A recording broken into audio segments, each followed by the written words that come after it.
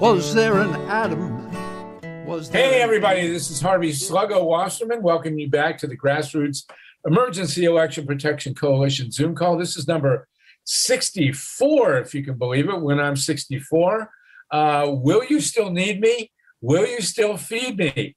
This is also going on to the Progressive Radio Network, to my Solartopia show, Green Power and Wellness, which airs at 5 p.m. Eastern Time every Thursday. So our great engineers, Mike Hirsch and Steve Caruso, will be recording this. Me, along with my co-convener, Joel Siegel, we're graced today by the great Charles Moreland, Tatanka Bricka, Hetty Tripp, Emily Levy is with us, Lynn Fireman, so many great people from the election protection movement. We are going to be branching out. We have a ton to talk about today. And then at 6 o'clock Eastern Time, the great Charles Moore with Senator Michael Brown is going to take over and give us a real in-depth, unforgettable excursion into the issue of DC statehood. And we do want to talk a lot about DC statehood in terms of the security of the Capitol building, which very few people are discussing. Charles, no one gets the social justice and the Senate aspects better than Charles and Senator Brown, but we are also needing to discuss after January 6th what DC statehood really means for securing the Congress and the White House and all these other key buildings that were so poorly defended in the coup d'etat attempt of January 6th, 2021.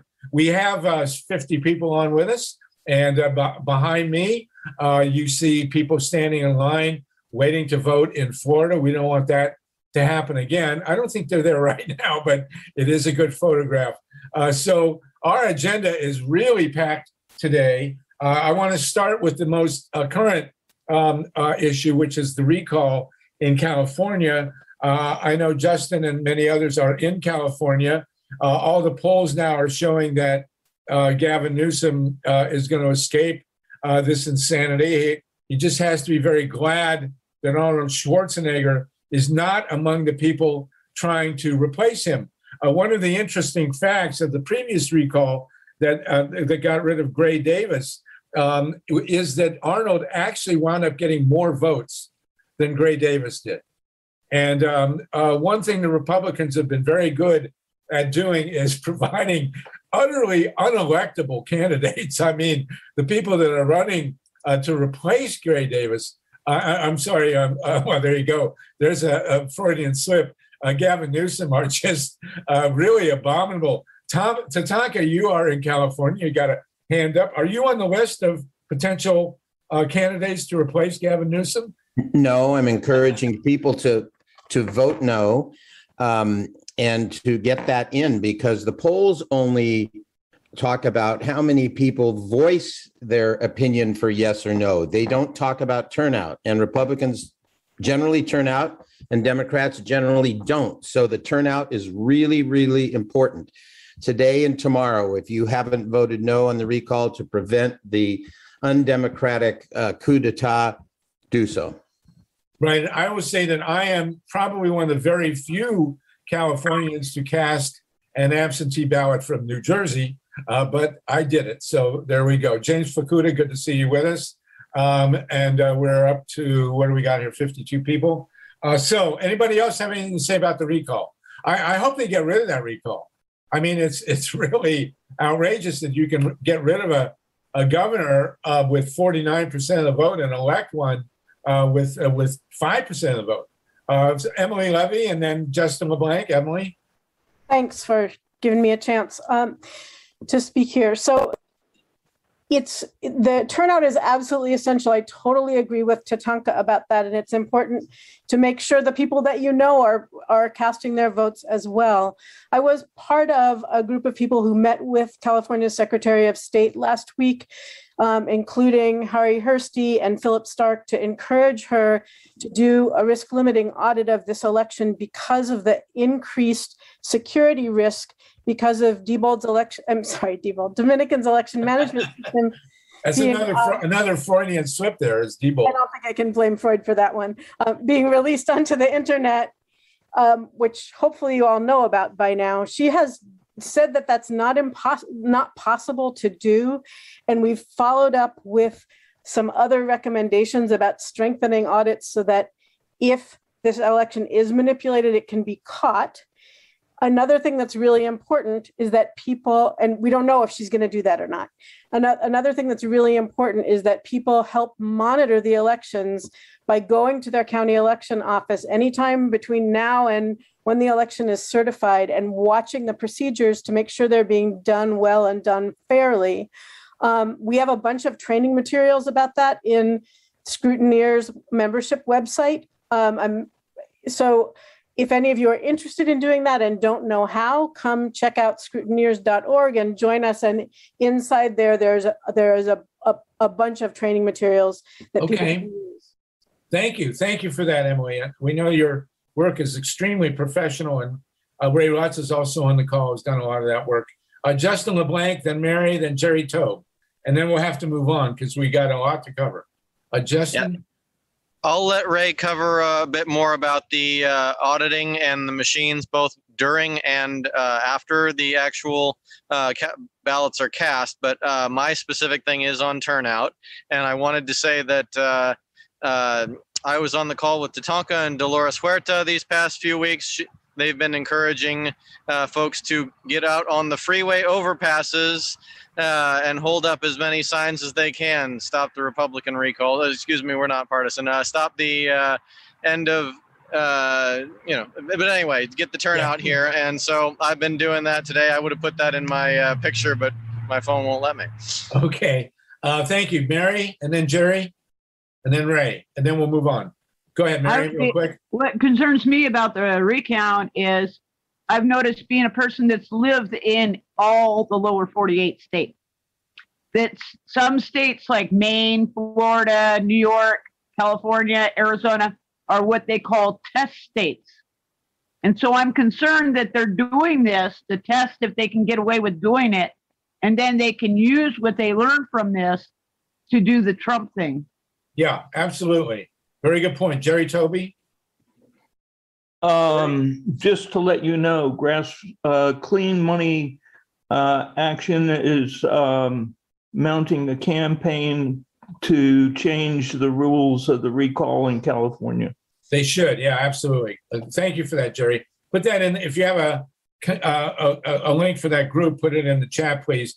Ray Lutz, the last word will be yours on this California recall. Yeah, well, I was mentioned a couple of times. There was a move by the risk limiting audit group to get a risk limiting audit added to this election as a reaction somewhat to the Dominion code release that happened recently and was on, I guess, Gateway Pundit website.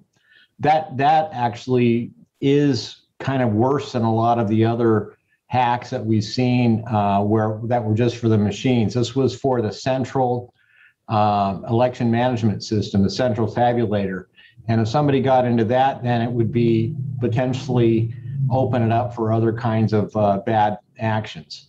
Well, we're glad we have an expert like you on the case, and Emily and the others who are watching the technicals of this. I mean, everybody, many people assume that because California is such a liberal, enlightened state that the elections here are run really well, and such is not the case, as we know all too well. So thank you, all of you, for those comments.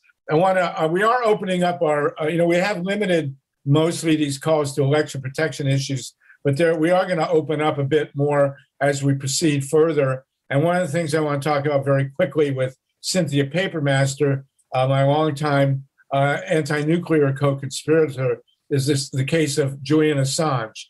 And Cynthia is a mainstay of Code Pink. We can see her button there.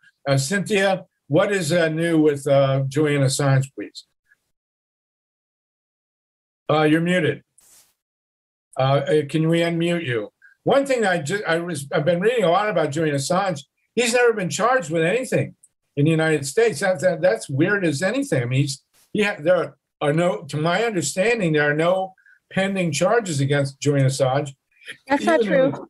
No, is that not true? Right. It's not true, really. He's Okay, not go been ahead. convicted. He's not been convicted of anything. Not been convicted. Okay. Right. Right. No, he's charged with espionage by the United States Biden administration. Okay. And he's also charged with some kind of computer hacking charge, which I'm not really clear on about that. But so Biden has inherited the prosecution of Julian Assange from the Trump administration. And I don't know how up to date people are on this, so I'm just going to give a little background. And Harvey, how much time do you want me to take? Just a couple minutes because we got a ton, but I wanted to introduce this and put your contacts in the chat. But I'm sure everybody wants to know the basics of what's happening. Okay. And is it possible to share my screen for a moment, or? If you, well, do you need to? I mean, Steve, can you do that? I'd like to if I can. That's a little hurdle here. We can do it. That's okay. Go ahead. That's okay. Okay. So the situation is that Biden has not dropped the prosecution of Julian Assange, but he needs to. Our current Attorney General, Merrick Garland, and Joe Biden need to understand that they don't have a case against Julian Assange at all. The first charge, espionage, he didn't actually commit espionage according to the definition of the law. He's a journalist, and so freedom of the press is really at stake here if they continue the prosecution, and we want them to stop. So the place to go if you want to help Julian get free, I'll talk about the second charge in a minute, is AssangeDefense.org. If you go to AssangeDefense.org and sign up to get updates from them, that would be really great. And among the people who are leading the campaign to get Julian free are Daniel Ellsberg, Noam Chomsky, and Alice Walker, who just published an opinion piece in Newsweek magazine 3 days ago. And the whole case is laid out there for freeing him. There's no prosecution case at all. They don't have a case anymore. The other part of the charges is some kind of computer hacking thing that he's been charged with. Well, the key witness admits lying to the FBI. You may or may not know about this, but this Icelandic guy whose nickname is Siggy has admitted lying to the FBI, and he's their key witness. So, yeah, he's a pedophile or something. I mean, I'm not going to get into the personal thing, but if your key witness admits to lying, and you're basing your case on that, I think the FBI has given, false evidence in that part of the charge. So Julian needs to go free. He's in Belmarsh prison, which is where the worst of the worst criminals in England are sent, and he's in solitary confinement. He's in horrible, horrible conditions there. He doesn't deserve it. He's not guilty of any crimes at all. So let's get him out. Thank you very much, Cynthia. I agree with you wholeheartedly. Just want to also say, just go to AssangeDefense.org, everyone, and sign up to get updates on it, and let's get him out. This is really a shameful thing that a journalist is in jail for telling us the truth. And we needed to hear that truth, didn't we? The collateral damage video and all of the other things, the torture that the United States did. All of that is truth that we need in order to have a democracy. And Julian is a hero.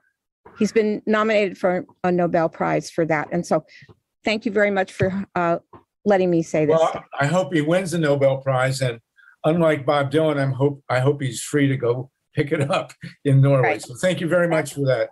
Greatly appreciate. And Code Pink, of course, is one of the great organizations. And Cynthia, put all your contacts in the chat, if you would. Want to go to Ohio now real quick.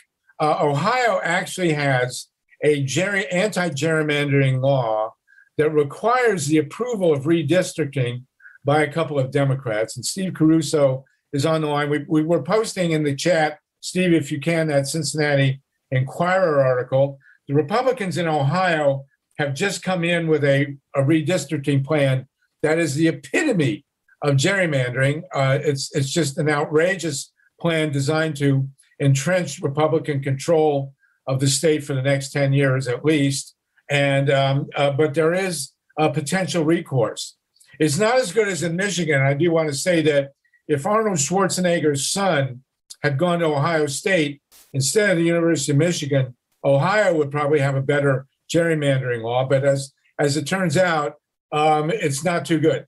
But we need to follow it, and I will continue to cover this. Steve, I don't know if you have anything to add, but we will be watching the gerrymandering case in Ohio because the districting situation there is up in the air. And I don't have to tell anybody here how critical districting is in Ohio. Steve, do you have anything to add? You're muted. My engineer here, you're muted. Okay. Anyway, we're going to be watching Ohio as we proceed, and it is a critical issue, a critical place for gerrymandering that we really have to be very well aware of. So there you go. Okay, I want to turn it now. We're racing through, and as I say, at 6 o'clock, we're going to turn our attention fully, as promised, to DC statehood. Charles Moreland, Senator Brown, and some others are with us, and we're going to go full bore on that. I don't know how many of you were with us 2 weeks ago. We had 230 or more people on our first National Justice Coalition Roundtable. The great godfather was my co-convener here, Joel Siegel. I want to welcome, by the way, Ray McClendon. Actually, before we jump on that, Ray, can you give us a brief update on the Georgia Miracle Project and what's going on? And then we're going to go full on into the National Justice Coalition and the formation of two really important new groups, the Progressive Action Network, Progressive Action Coalition, and SmartALEC. But Ray, since you're always so great, can you tell us very quickly what's happening with the Georgia Miracle Project, please? Sure. Real quickly, kudos to Steve Rosenfeld, who has done an outstanding job of transcribing all of the Zoom recordings that we've had. He's collated the information now and put it into different chapters on the specific tactics that went into the overall strategy of the Georgia Miracle. He's put all of this information in, transcribed as first-person accounts of the folks that were actually on the ground doing the grassroots activist work. So it should be, he's asked me to go over it one more time this evening. Gloria Tunubu is also going to take a look at it, and once she blesses it, then it will be good. Steve will be sending it off to a copy editor. So we're making great progress. We've converted this into about 25,000 words. It'll be a great ebook that is not just chronicling what happened, but some real hands-on tools that other battleground states can utilize going forward in 2022. Well, just to update everybody, not someone. At any rate, you conducted, Ray McClendon, I don't know, a dozen or more Zoom interviews with people who are active in Georgia politics and in the November and 2020 and then January 2021 votes that were considered a miracle against all odds. And so those interviews now have been transcribed. Steve Rosenfeld is editing them. And when do you think we will have an ebook and a documentary film that everybody can see about what happened in Georgia and how we can duplicate it? Well, I'll defer to Steve on that. Okay. If he's not on, I know the next thing is the copy editor. I don't know. It should be going to the copy editor in the next day or two. Once we get that back, he's got some folks that are interested in publishing the book. We are talking to a couple of graphic designers on some graphic design components to the book, but we are very close to having the ebook ready to go out. All right, that's great news, and everyone on the call, I'm sure, will be interested to see it, and then we'll see about a documentary film. But your work on this has been spectacular, Ray. We really appreciate it, and it's going to be a very important piece of the puzzle going forward. Absolutely. Thanks for all of the hard work from you and Mike and others for helping us pull this together. Well, one of the great accomplishments of these Greek Zoom calls has been to bring you and Andrea Miller together and so many other great activists that made a huge difference, a world-changing difference in Georgia. And we want to make sure that reality keeps spreading. We're joined by Franklin Garcia. Franklin, I want to update you at 6 o'clock Eastern time. Charles Moreland is on. Senator Brown will be rejoining us. We are going to devote the rest of the call to DC statehood. And so I hope you stick with us through that time. Okay, Joel Siegel, and Anise, you'll be part of that as well. Joel Siegel, we are going to turn to you. You are the mastermind behind the incredibly great National Justice Roundtable that we had 2 weeks ago. Over 230 people were involved, and not just any 230 people, but an incredible array of very, very important leaders in this country and activists. And from that, you are forming two organizations. More birth coming out of this call. So tell us what they are and what their purpose is, if you would, and how people can work with you. Hi, everybody. Well, I've been on vacation since that event, so I haven't really had time to do too much work. But I want to thank Charles Moreland, because it was Charles' idea to have the National Justice Roundtable the next day, following all the great events in D.C. But I hope there'll be a report on those events too in Washington, D.C. for the Martin Luther King commemoration march. But basically, what the agreement at the end of the roundtable was to actually form a united progressive coalition. So I did get a lot of emails, texts, phone calls, people very excited about this idea of unity, because of the realization that if progressives don't have political power and coordination, solidarity, we cannot beat the right wing, because they've had coordination and solidarity since about the 80s. And so a lot of the different organizations and leaders said that they wanted the word progressive in the title. So there's a tentative name, Progressive Action Coalition, but that hadn't really been discussed thoroughly. There has to be some kind of a steering committee or some kind of an entity that's created so there can be some kind of democratic decision. But the one thing that we are going to stick with is the idea of having national justice roundtables. That language was very successful.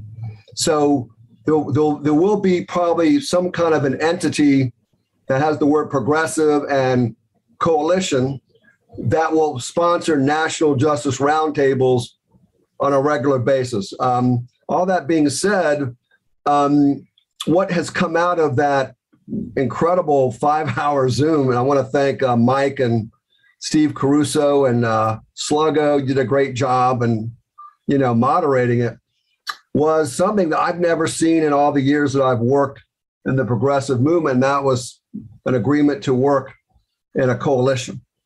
So already National Organization of Women and Progressive Democrats of America have agreed to some kind of a press conference to push back on the 11 million people who are about to be potentially evicted from their apartments and homes. And James Fukuda, a big part of this driving effort as well, because there is not a plan to stop those evictions. So there's been a convening of different organizations and mayors and governors by Biden where they gave examples of how to stop the evictions and what states were doing a pretty good job, and jurisdictions where there was monies that went to the landlords and funding that went to tenants. But there's about $84 billion that's just sitting in bank accounts on the state and city level that's not being utilized. Now, I've been in government or was in government for 30 years. I've never seen anything. I've never seen such gross incompetence in my life, where I don't know what these people who are in government are doing with their time. I don't know if it's political, that money went to the states and the states have a lot of Republican governors and they don't believe in the government. It's amazing, isn't it, that if you're in government to govern, but you don't believe in government, it's quite a oxymoron there. All that being said, I think at least when I come back from vacation, I hope there'll be a convening of the Progressive Action Coalition, or whatever the name is going to be, to continue organizing these National Justice Roundtable. I would say 3 goals. One would be to use the roundtables to continue to build more of a larger, robust coalition, because we got to have more political power if we're going to win, whether it's gerrymandering reform or getting the John Lewis bill passed or any of the voting rights acts, or especially dealing with climate change. You can't have all this fragmentation. It's not a winning strategy. We're going to have to organize very differently. Stephen Caruso, thank you for agreeing to do the website. I know you've agreed to do, if there is a need for a website, then we will have one. Thank you very much. I know Charles Moreland also has access to webmasters. So all I can tell you is that there was an agreement for progressives to work together. And I think it's very, very promising.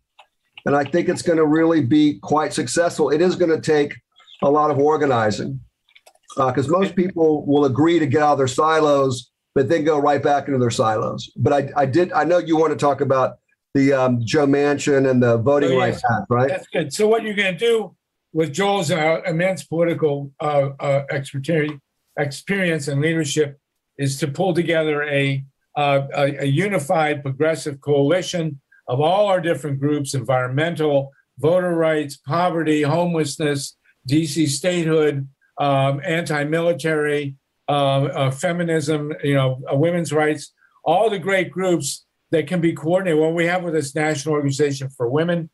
So all the great groups that have been joining us these past 60 or 70 weeks will be coordinated and be able to take action. We don't take action on these calls. This is for networking and for information. So Joel, with his experience, will also be heading up SmartALEC, which is designed to counter the ALEC, which was formed by the Koch brothers. And we will apply to the Koch brothers for grant. Maybe somebody there will get confused and send us a check, thinking it's for the regular ALEC. But nonetheless, we will be drafting legislation, and we will be putting it up to the Progressive Action Coalition, or whatever name they decide on. And there they will take votes and seek consensus and argue about issues and things like that, which we don't do here. We just present the information. So this is a great step forward into the world of tangible political action beyond just networking and informational exchange. And we're very excited about it. And Joel is the man to do it. So does anybody have any questions about that before we move on to talk about Joe Manchin, Kyrsten Sinema, and the 2 big voting rights bills, which are, Congress is back in session now. And does anyone have anything they want to talk about with the Political Action Coalition here? Yes.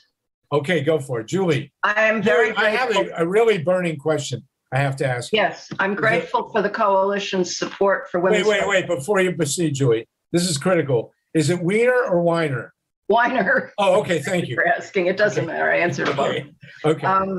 I'm very grateful that the coalition is supporting women's right to choose, women's right to make decisions with their physicians about their medical treatment. I'm wondering whether there has been any discussion of whether to defend patients' right to choose their treatments of choice for COVID or their prevention or medications for prevention. I have posted in the chat a report on a lawsuit that's been filed by the Indian Bar Association suing the World Health Organization for spreading disinformation about ivermectin and causing the death of Indian citizens. Hyderabad, Lucknow, a number of provinces or states in India have made ivermectin part of their standard of care because of the evidence of efficacy in a lot of population observational studies. So I'm just wondering whether progressives are defending the right of people and their physicians to choose their own treatment, or whether we're leaving that to the far right and the anti-vaxxers. That's an interesting point. We've avoided specific medical discussions on this call. I know we have Dr. Ruth Strauss, who's actually a doctor. For your information, I have posted a piece at Reader Supported News about what happened during the American Revolution. I don't know how many of you know this. I'm going to be really quick. Inoculation was introduced into the United States, into America, North America, by a slave from Africa who was owned by a Puritan preacher in Boston in the early 1700s. And what they did was they took a needle and they took a small amount of material from a smallpox sore and put it into a healthy person, and it worked. And during the American Revolution, Washington, who had smallpox, inoculated the entire Revolutionary Army, and the British did not. And that many historians believe that's why we won the revolution. Smallpox actually became, inoculation actually became a weapon of war. Anyway, I'll leave it at that. Cynthia Papermaster, and then Justin LeBlanc real quick, and then Joel.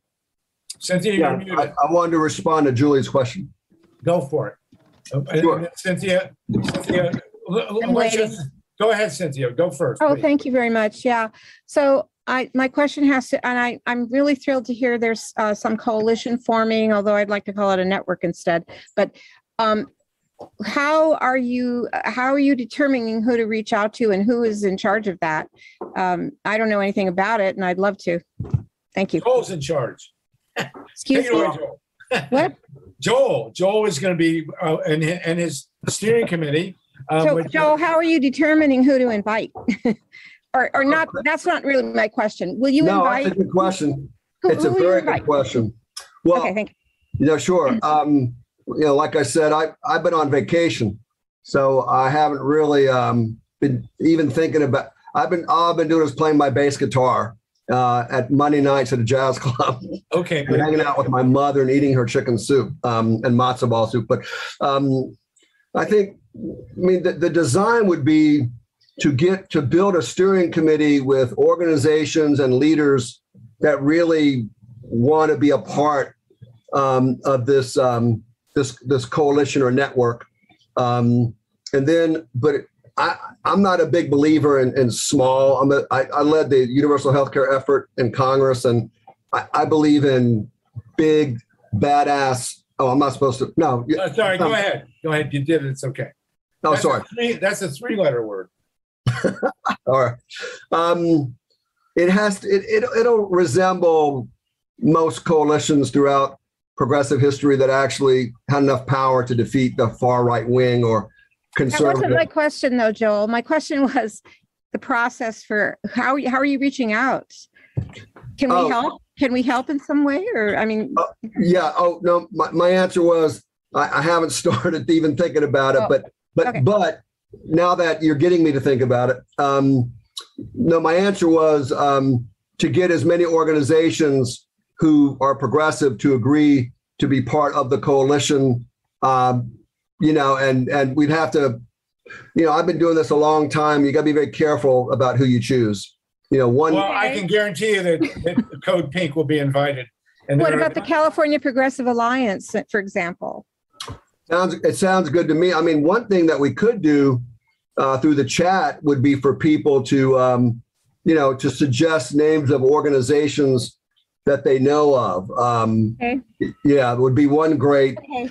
And Cynthia, I like what you're saying is, how can we help? I think that would be a great way to start, would be for people to put out names of groups that they think should be part, of that coalition. And then when I get back up from vacation, I'll be able to consult with the different speakers who spoke at the round table, and I hope they'll be interested. Tatanka, I know, was very much involved. Charles Moreland was very much involved, but we have to have a meeting of the minds.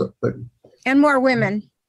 And more women, absolutely. Let me ask you. Hold on. We had a lot of women at I'm going to respectfully answer that question, if it's okay. We were very intentional about making sure that we had as many women as men And I think we were extremely successful in that. And there can be a predisposition to the narrative that men are not sensitive to women in leadership. I fortunately come from progressive movements where women were in leadership, and I learned at an early age, you don't do that. Plus, I'm a feminist. But I really think we did a really good job with women, and we will even do a better job because it's not progressive not to have women in leadership. I agree 100%. I can't resist throwing in a comment here. I watched the hearings today with the Secretary of State on Afghanistan, and I love how all these right-wingers are so concerned about women's rights in Afghanistan and then turn around and do what they're doing in Texas. I mean, can you get an abortion in Afghanistan and not in Texas? I mean, come on, guys. Really, it's embarrassing. They turn around and they're bombing people still, droning people in Afghanistan, women and families. Thank you very much. Absolutely. Absolutely. Justin and then Tatanka, Justin LeBlanc. And Cynthia, it's great to have you on these calls. I hope you come back for more. You're so shy. Harvey, you're a historian buff, and Joel, you're an organizer buff. So call me a neophyte for asking this question, but the progressive era seemed to be largely about collective bargaining, but for collective bargaining largely from financial and labor, and so people's livelihoods. So what are we doing to bring in unions and hit people in their pocketbooks on all this? Well, that's a really good question. And as a historian, I got to tell you, the progressives were not all that progressive. Teddy Roosevelt and Woodrow Wilson were considered the major figures of the progressive era, were really very right-wing in many, many ways. Wilson, I consider the worst president in American history, by the way, total reactionary, white supremacist, terrible guy. And the real progressives of that era were the socialists, led by Eugene V. Debs and Mother Jones and Emma Goldman and all those great people. So very good point, Justin. And so we don't, the progressive, I'm uncomfortable with the term progressive. It's what we have to use now, but as a historian, I'm not a big fan. Tatanka? As Joel said, the steering committee that we envision will be larger rather than smaller. My commitment is that the commitment we made on the roundtable, that it be intergenerational, that it be gender balanced, that it be ethnicity balanced, that it be class balanced, that we carry that into the steering committee. We don't postpone that. We start that way. And if we want to have the young people learn from us, they need to be involved from the very beginning, and the same thing. So I'm going to make that statement, and you can hold me to it as we go along here. Absolutely. Thank you, Tatanka. Lynn Fireman? I had to unmute myself. I just sent you a special chat note, Cynthia, and I'm just going to make an announcement to the group that we are holding an Israeli-Palestinian peace symposium tomorrow, September 14th, from the women's perspective. Speaking of women, it will be all women on the panel, all women moderators, all women from soup to nuts. And I'm going to place the link for everyone on the live YouTube link for everyone on the chat. And thank you very much. Thank you. Jeffrey Barkdale, real quick, please. Okay, you're not muted. One thing, Lynn, I'm going to send you a copy. I did have a piece at Reader Supported News, Joel and I, about the Lysistrata solution for Middle East peace. Where women, there's two parallel referenda, a referendum among Israelis and a referendum among Palestinians. Only women can vote. 7 women from each will be chosen. They'll be locked in a room, and they will come up with a solution. And the solution will be binding. And if the men refuse to go along, then the women of the world will deny men intimate relations until the thing is solved.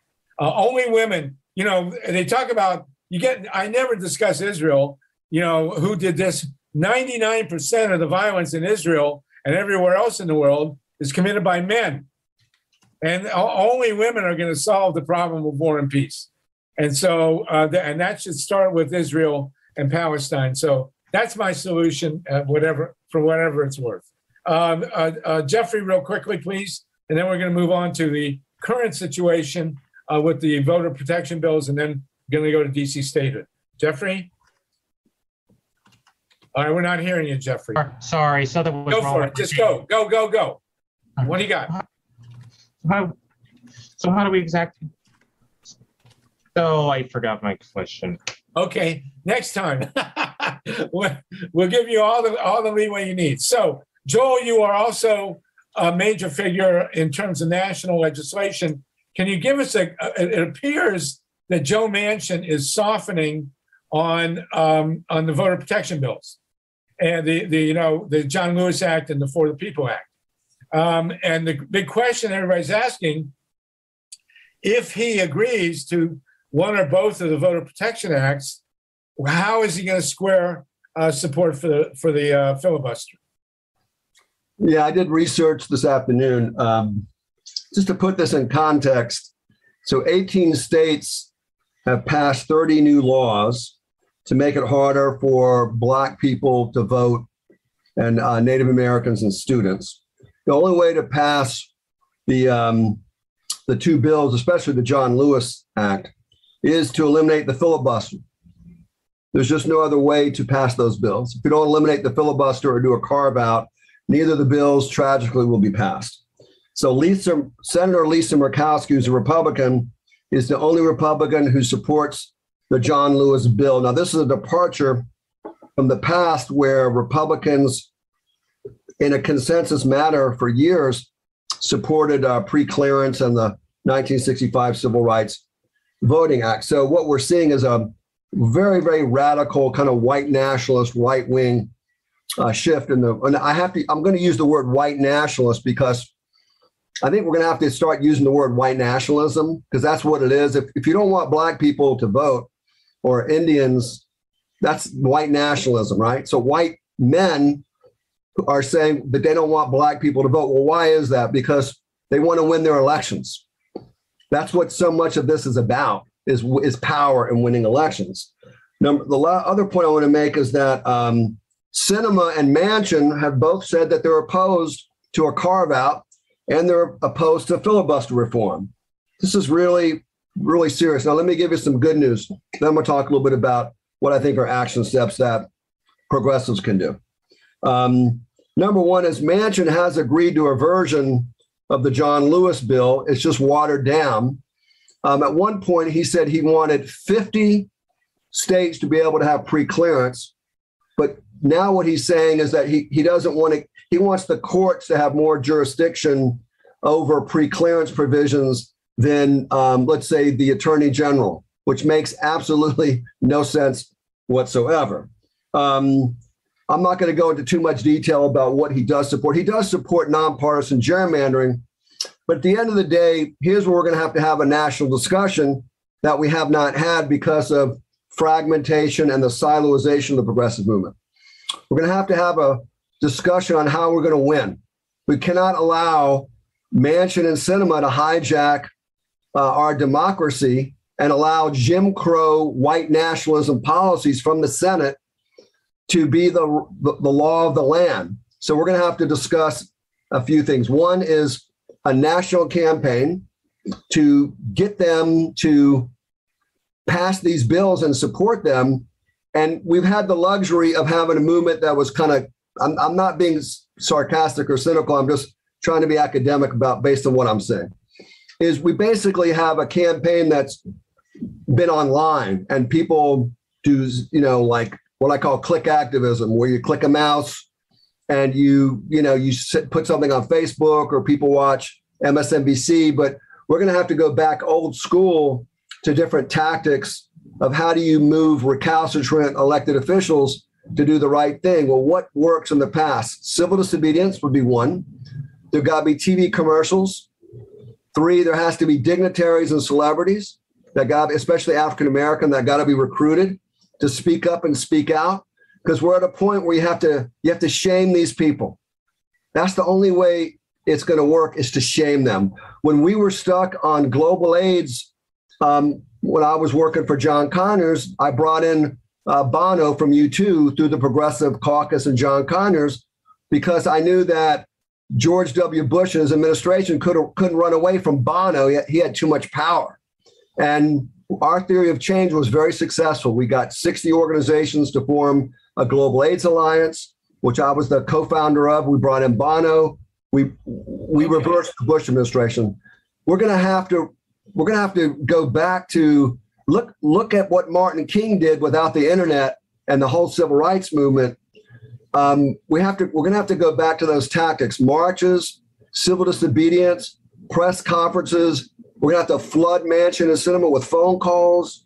If we don't have, that's where I think this, the National Justice Roundtables and this progressive, whatever we're going to call it, Progressive Action Coalition. There may be a whole nother name. I don't know what it's going to be called. That's why we formed, because we don't have the kind of power that we need to make the kind of changes we have to in Congress or on the state level. Okay. That's it. Very good. Joel, that's fantastic. We're going to try and get, we've got 3 minutes until 6, maybe a minute or two over, but we're going to get to the DC statehood very quickly with Charles Moreland. I don't know if Senator Brown has rejoined us. Art Levine, then Ruth Strauss, then George Ripley. And Joel, everything you said was so incredibly important and on target. My question for you is this: where are the groups with the money, microphone, and staff like NAACP, Indivisible, Common Cause, people who have the clout and have local chapters to get a lot of this done? Well, that's going to be one of the things that Art, you fade in and out sometimes from us.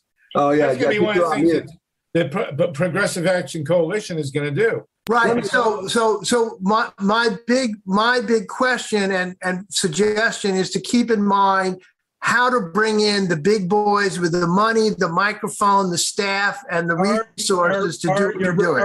Art, we heard you the first time. That's a great suggestion. Okay, yeah. And let me answer that question. Hold on, Joe, for just 1 second.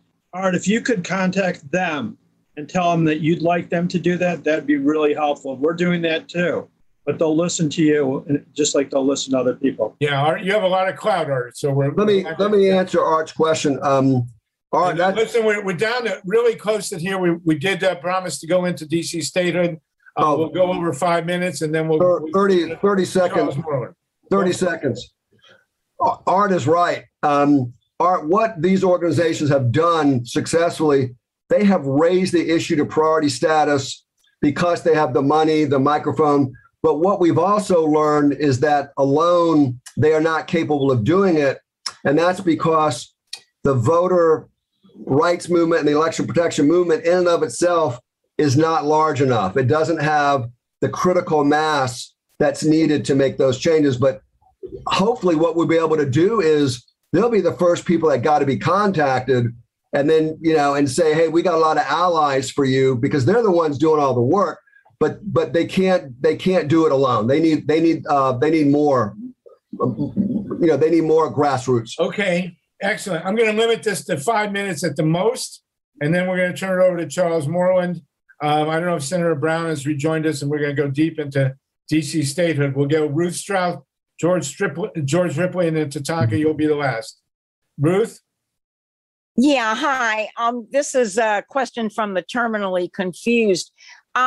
In terms of, the Voting Rights Act and quote unquote, finding violations state by state, if that is kicked back to the Supreme Court with the Supreme Court that we've got, I don't imagine they're turning over too many, complaints. And I'm just curious about, does that fit in there in anywhere or not? Thank you. Yeah. Joel, real quick, and then George and Tatanka. Well, I think that what we're going to have to do with the Supreme Court is ignore them. They are a right-wing cabal. Before Congressman Conyers passed away, I remember he he called me and he said that he was very worried about the Supreme Court. I think Biden has the right answer. We have to expand the Supreme Court, because to have a right-wing cabal of white nationalists, Jim Crow. Absolutely. They're a bunch of, they are fanatics, by the way, if we haven't noticed, but I think we're going to have to openly also protest at the Supreme Court and do Occupy the Supreme Court. We're going to have to learn resistance like we've never gone before. As James Fukuda has said, this is war.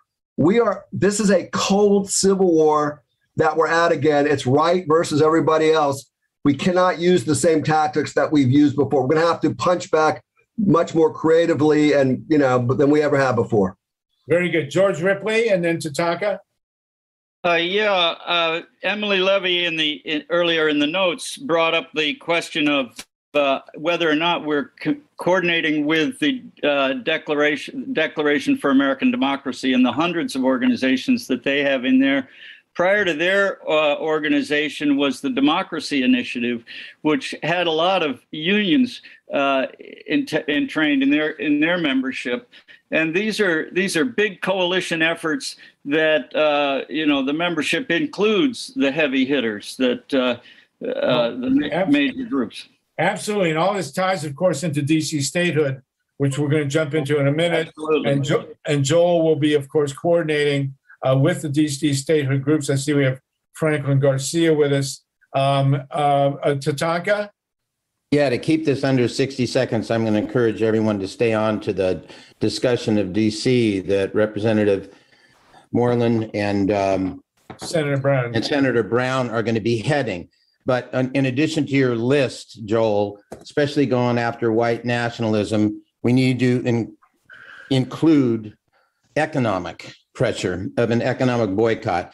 And some of us with Charles started a investigation of how to get to Manchin, Sinema, McConnell, and others. It turns out, I'm not going to reveal too much now, but there was a big increase in Manchin's money. Something happened, in the year 2000. I mean, it went from 2 or 3 million in his campaign to 8 million.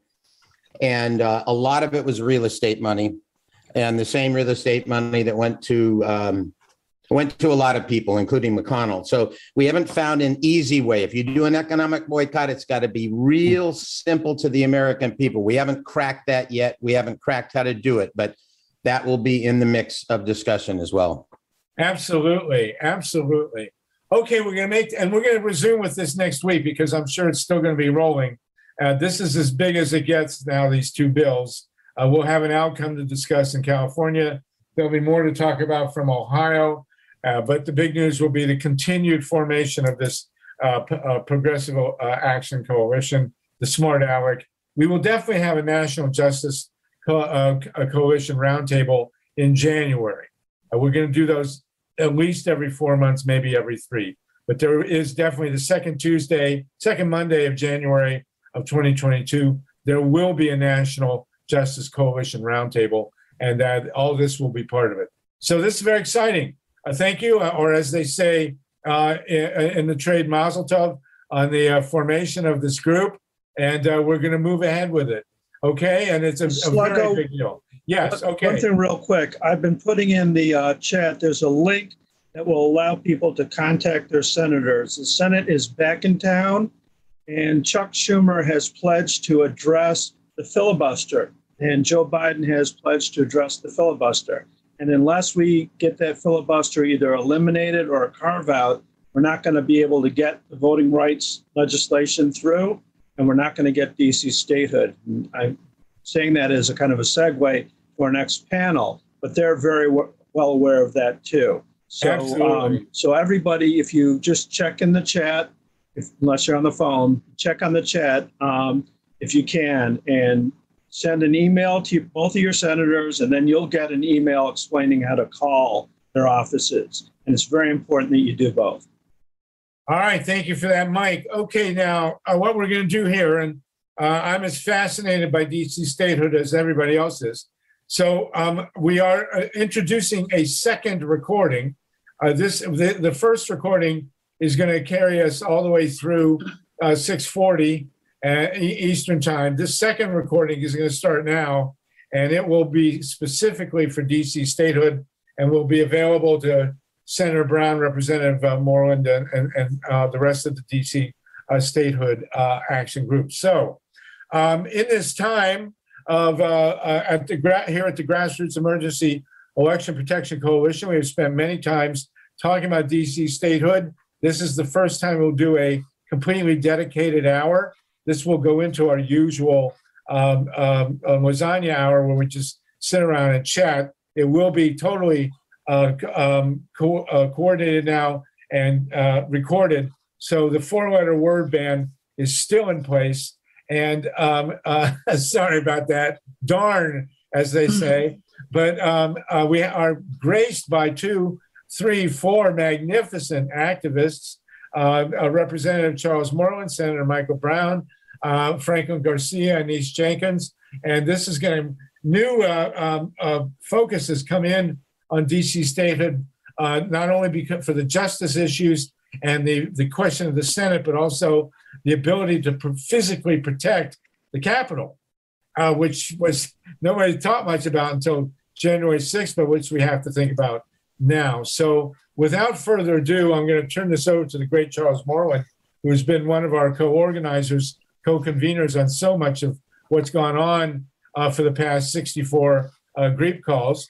And Charles, if you will introduce us to the overview of DC statehood, to Senator Brown, to Anise, and to Franklin, the podium is yours.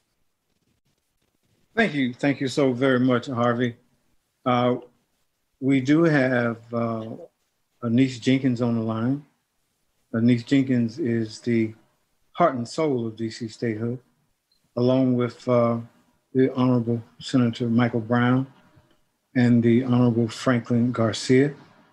We also have, we had earlier, our U.S. Representative Oye Owalewo. So first I want to just let everybody know how happy we are and honored, what an honor it has been over the last couple of months to work with you all. In fact, we've done so much work together, gotten to know each other so well. I want to say that we're family. You all have adopted statehood, and we all gladly and happily adopt you. We're also happy to report that the full weekend of Dream March events exceeded our most optimistic expectations. And this overwhelming success would not have been possible without your support. Everything from contributions to volunteers. In fact, some of the most brilliant work and hardest work was done by people that we met on this particular Zoom. They drove to Washington. They slept in people's houses the old-fashioned way to make this work, to make the Dream March work. Now, today we're going to kind of have an open-ended discussion. We had talked about a run of show, but Senator Brown pointed out that, listen, he said, Charles, everybody, all of us have been working on statehood so long that we have a lot to say and we can speak for an hour just on all the subjects. So we're going to try to cover statehood from the beginning. Senator also said, Charles, start from the beginning. Mike, if you would open up our website, I'm going to start from there in my overview. But while you're doing that, at the risk of sounding like I'm preaching to the sisters in the choir, I just want to say that anyone who cherishes our American democracy will admit that the system of government that we have in Washington, D.C. is unjust. It is outrageous. Even our opponents concede that D.C. residents are subjected to taxation without representation, disenfranchised, and are second-class citizens. But because of some bizarre illogic, the United States Congress finds a way to continue to keep us disenfranchised. Mike, if you'll go to archives.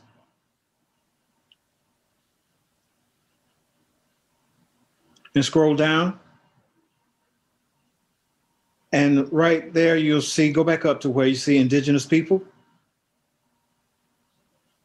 Go all the way back up to the top to where you see indigenous people.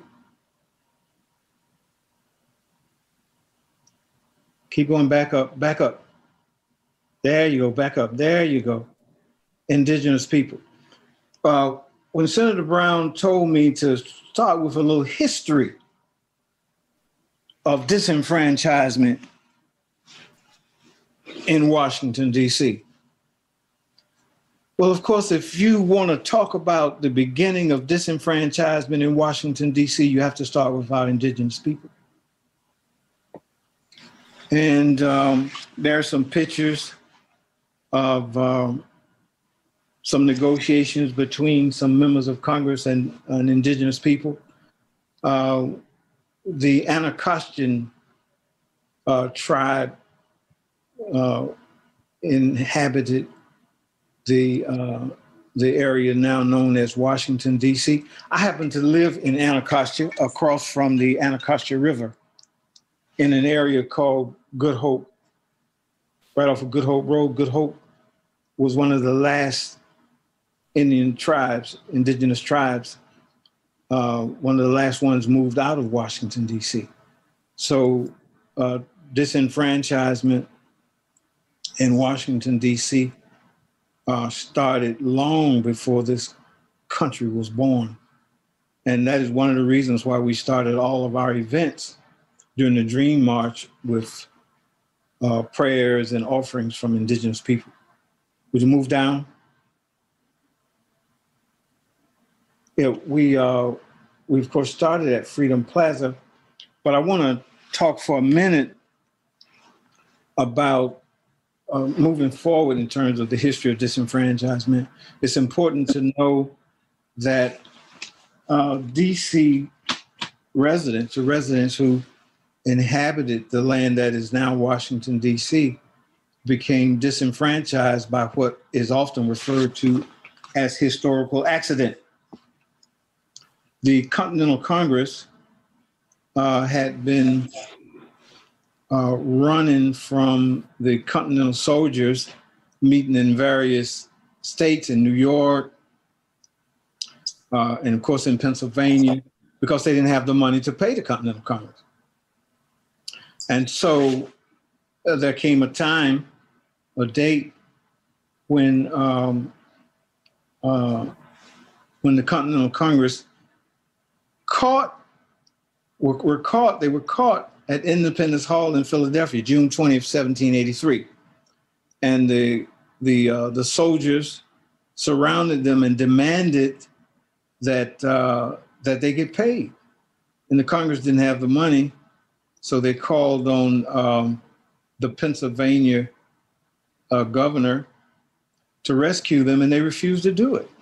So the Continental Congress snuck out of the city, and they decided that from that point on, they would establish a jurisdiction that they would control, and they wouldn't have to worry about calling on another governor or another jurisdiction to save them. So that's the historical accident that created the District of Columbia. Article 1, Section 8, Clause 17 of the Constitution gives Congress exclusive jurisdiction and control of Washington, D.C. If you look at the shape of Washington, D.C., you'll see that it's almost a square, but it looks like a little handful of the district has been taken away. Well, that's the portion of the District of Columbia that used to be Virginia. Virginians decided that they did not want to lose their rights to vote in Congress and become disenfranchised citizens. So the citizens of Virginia decided to take their part of the District of Columbia back. And so that's why you see the District of Columbia with the shape that it has now, not quite a square. Again, we say that was a historical accident. Next, I want to look at, go down a little bit. We're gonna skip ahead right now and look at where we go back up to the top, right there, right there. We have posted online all of the videos and pictures from the march, the Dream March on Washington that took place on August the 28th in commemoration of the 1963 March on Washington for Jobs and Freedom. That event really, for the first time ever, since I've been involved in the statehood movement and the self-determination movement, and that was since 1978, we saw people come together who had never worked together before, who had found it difficult to work together. And, but we all came together at the last minute. Everything fell in place. And I want to say it was because of the hard work and the faith that we all had in our cause.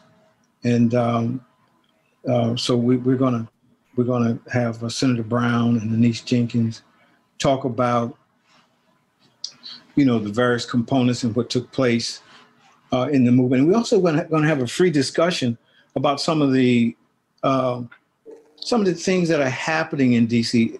As you all are family now, and so we got to let you know what it's going to take for us to come together and make statehood a reality.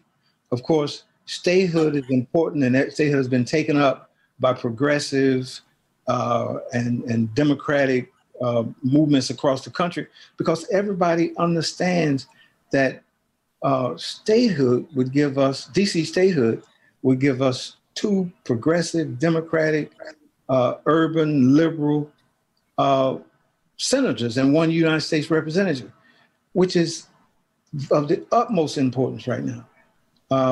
And so we're gonna talk about that. We're also gonna look at some actions, new actions on the table that we have to look out for.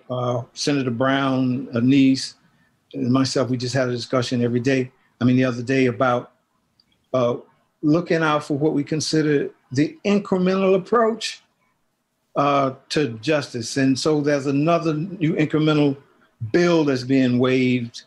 But right now we want to let everybody know how important it is for us to focus on DC statehood and not some incremental approach. So Senator Brown and Anise are going to talk about that. So now, without further ado, let's move down to keep that up for one more minute. That website. Let me show you something real quick. Go down. Okay, right here on the site. Stop at that first. We have Ben Chavis. We have, you see the signs and the banners were produced by George Ripley. Let's give George a big round of applause, everybody. George, we got him. George volunteered right off of this site. George, you're there. We want to thank you so much, George, for all you did. We have Ben Chavis, and up above that, we have speakers at the Lincoln Memorial. We were blessed to be invited to the Lincoln Memorial. Of course, Anise and the Senator are going to talk more about that. And move down. We want you to know that all of our archives and pictures are on the website. Ben Chavis, move down. We were also blessed to have Mark Thompson and Reverend William Barber to all join us and support DC statehood. And they've agreed to support statehood as well as join with the Progressive Democrats of America, which leads us to the importance of the Justice Roundtable. That's Reverend Barber.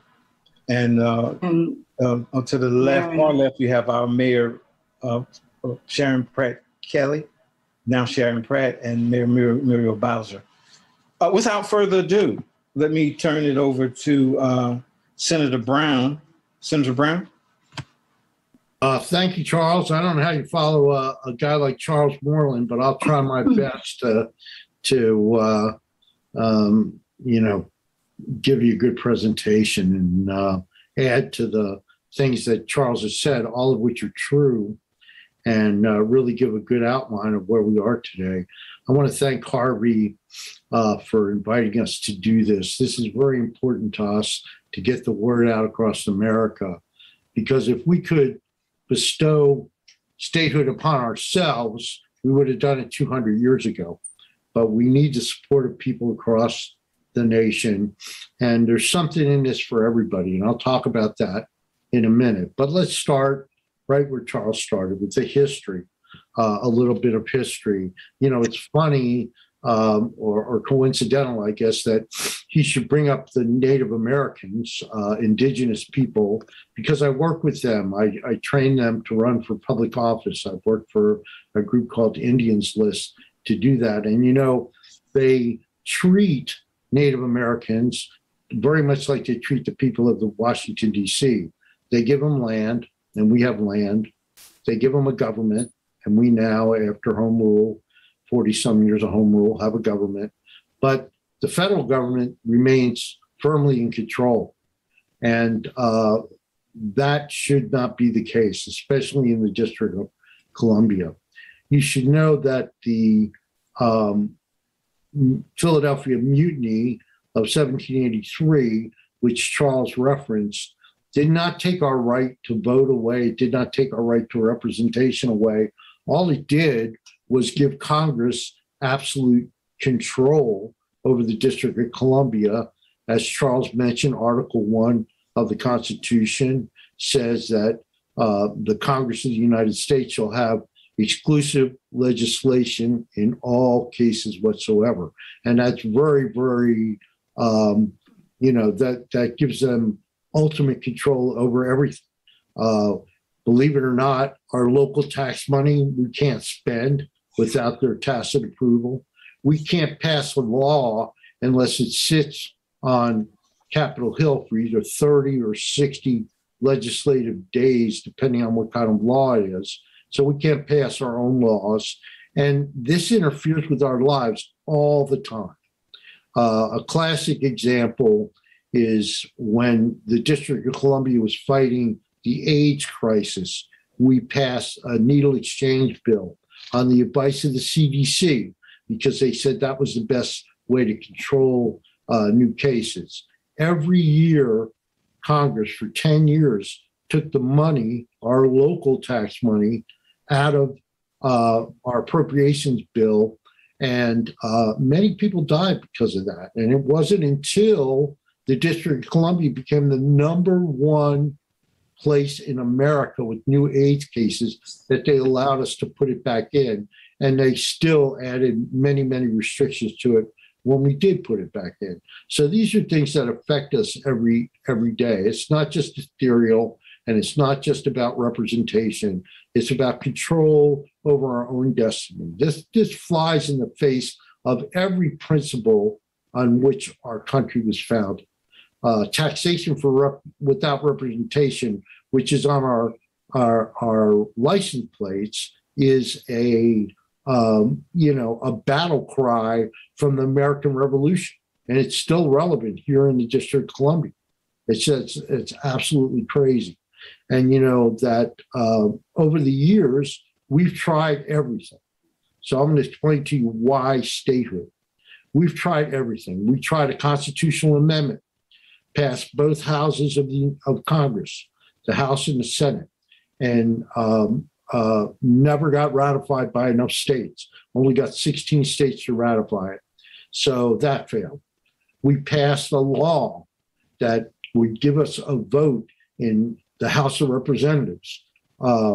It passed both houses of Congress, and it never became law. We've been to court many, many times. And in the last iteration of our lawsuits, Adams v. Clinton, the court basically said, you have no case. This is a political matter. It's not a legal matter. You are called out or you're, recognized in the United States Constitution. So you can't declare this unconstitutional. Regardless of what the 14th Amendment says, you have no standing in court on this issue. It's a political fight. So this has led us to statehood. And the reason for statehood is that if you enter the Union as a state, you are automatically equal to all other states. All states enter on the same footing. Your statehood cannot be revoked. If you legislate something, you understand that that legislation can be undone, and it's undone in the district all the time. We have a delegate in the House of Representatives. Her name is Eleanor Holmes Norton. She works very hard. And every time the Democrats come in, she gets a vote in committee. And every time the Republicans take control of the House, they take her vote away. So legislation isn't the courts are not the remedy for us. Legislation is not the remedy for us. Statehood is the remedy for us. And when we become a state, we will be equal to all other states. And the Republicans stand in our way because they understand this. They don't want two more, as Charles again pointed out, liberal, progressive Democrats in the United States Senate. Just as the Republicans stand so firmly against us, the Democrats should push harder and harder because we have a vested interest in getting two more Democrats in the United States Senate. And I don't care if your issue is the environment or guns or abortion or what your issue is on the progressive agenda, it would be helped immensely by having two more Democrats in the United States Senate, which would give us a firm majority. Lots of the obstacles that have been put up, just again to revert a little bit to a historical perspective, we have to remember that our democracy evolved. These guys that set up America, as much as I love many of the things they did, were not particularly inclusive. Women didn't have a vote.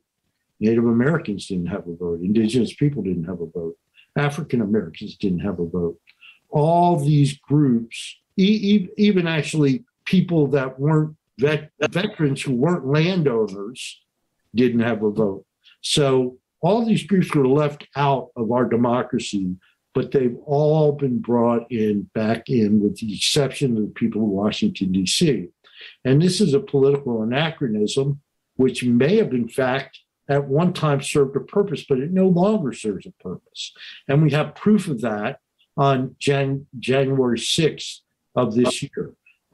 Madison, when he set up, when they came to set up the Capitol in the District of Columbia, when they decided on having a national capital instead of having it in Philadelphia, New York, and Annapolis and other places, decided that they had to be in control over the jurisdiction in which they inhabited, so there wasn't an insurrection.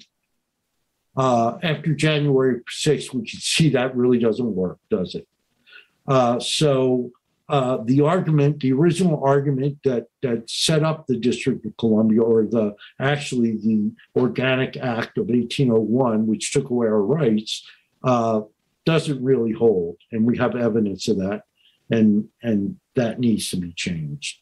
The obstacles they put up, again, in a historical perspective, are the same obstacles they've always put up. The obstacles they put up to Black people after the 13th and 14th Amendment. Nobody told Black people in the South that they couldn't vote.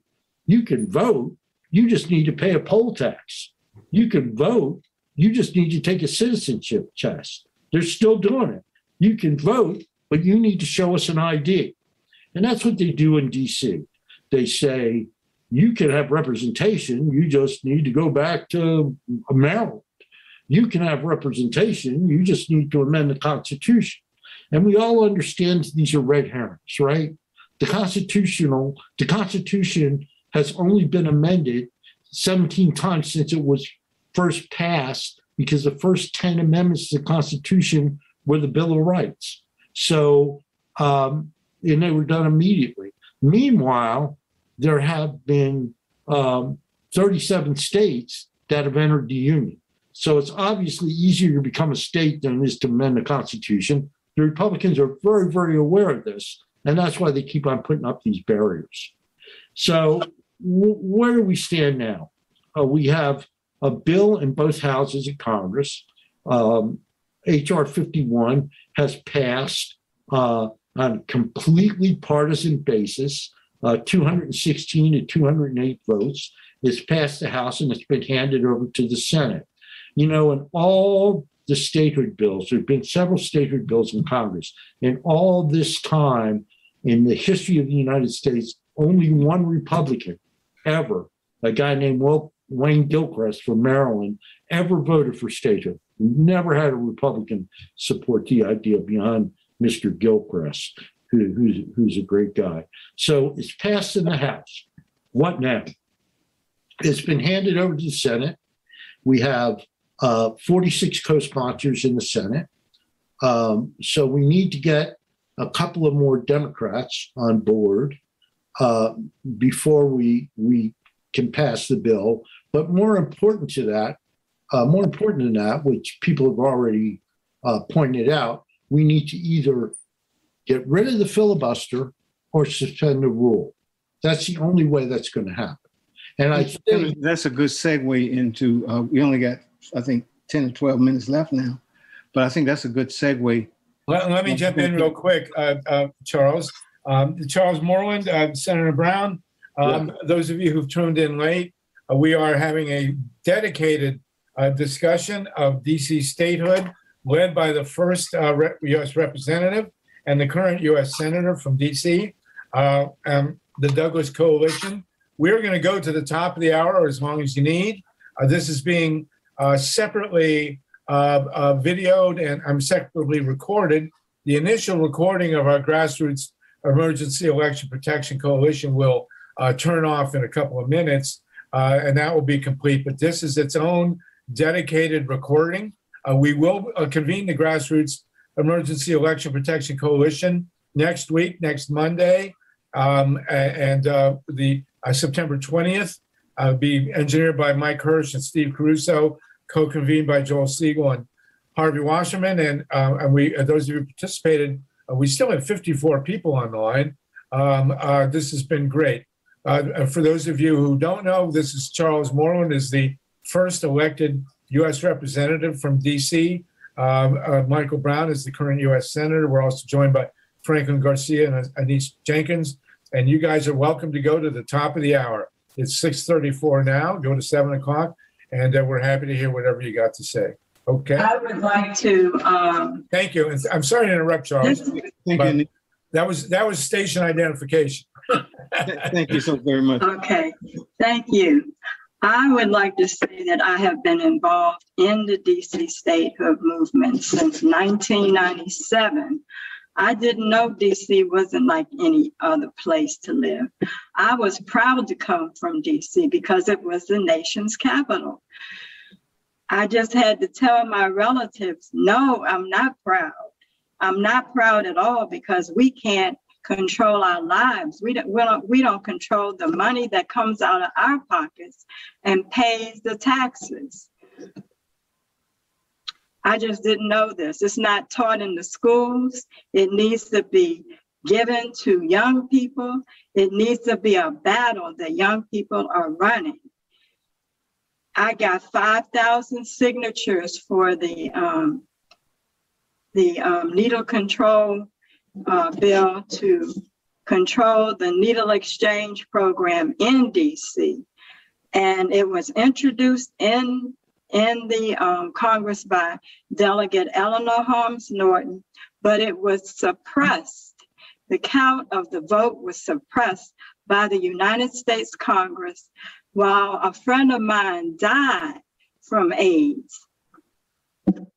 It was really insulting. To live in DC is an insult to my claim to citizenship. DC was the first place to emancipate the enslaved people in April 16th, 1862, but it did not go far enough. They were not liberated to become real citizens.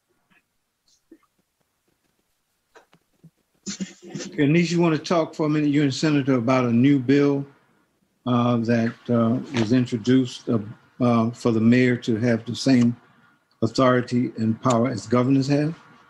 Yes, there is a bill in the United States Congress that would give our mayor all the control over the District of Columbia, all of the control that the states have, including the control of the National Guard, which she does not have. I know people looked at the January 6th resurrection and terrorism. They came about there and wondered, why don't they stop it? She didn't have the control over the National Guard. She could not control the National Guard, tell them to step back. The only person who had that control was the President of the United States. And those white nationalists were claiming to be there because they supported Donald Trump. Okay, which we do not do. We do not support the white nationalist stand on Donald Trump. Senator Brown, can you put that in a perspective and talk about how that relates to DC statehood bill? I think it depends on your position. Many people think having control over the National Guard for the mayor would be a good thing. As Denise points out, it was a problem with the insurrection that she couldn't, on January 6th, that she couldn't call them out and that they were late. And actually, if you review what happened on January 6th, you'll see that the DC police moved in the end, and they really saved the Capitol Police, because the Capitol Police were overwhelmed by what happened. So a lot of people think that's a good thing. But then there's also people that say it's just one more incremental thing. It's just one more diversion. We said this about getting one vote in the House. One vote in the House doesn't make us equal. Getting control over the National Guard doesn't make us equal. There's been lots of other incremental bills that gave us control. What used to be a few years ago, when the federal government shut down, DC had to shut down because DC is treated as a wholly owned subsidiary of the federal government. We got a law passed so we don't have to do that anymore. But our rights, we still don't have our basic civil rights. The most basic civil right to citizenship, the most basic right to citizenship, as Jefferson pointed out, is the right to representation. And we don't have that. And we don't have control over what happens in our own jurisdiction. It's not just the National Guard that we don't have control over. We don't have control over our budget. The President of the United States signs two budgets, the federal budget and the DC budget. We don't have control over our legal system. So a lot of people that think that giving the mayor control over the National Guard would be a nice thing, but it's really not what we need. What we need is control over the District of Columbia, and we need the same rights that everybody else in America has, and it's crazy that we don't have this. Or did we evolve from what we conceived? Either way, we got what we needed when the sun shone down on the Garden of Eden.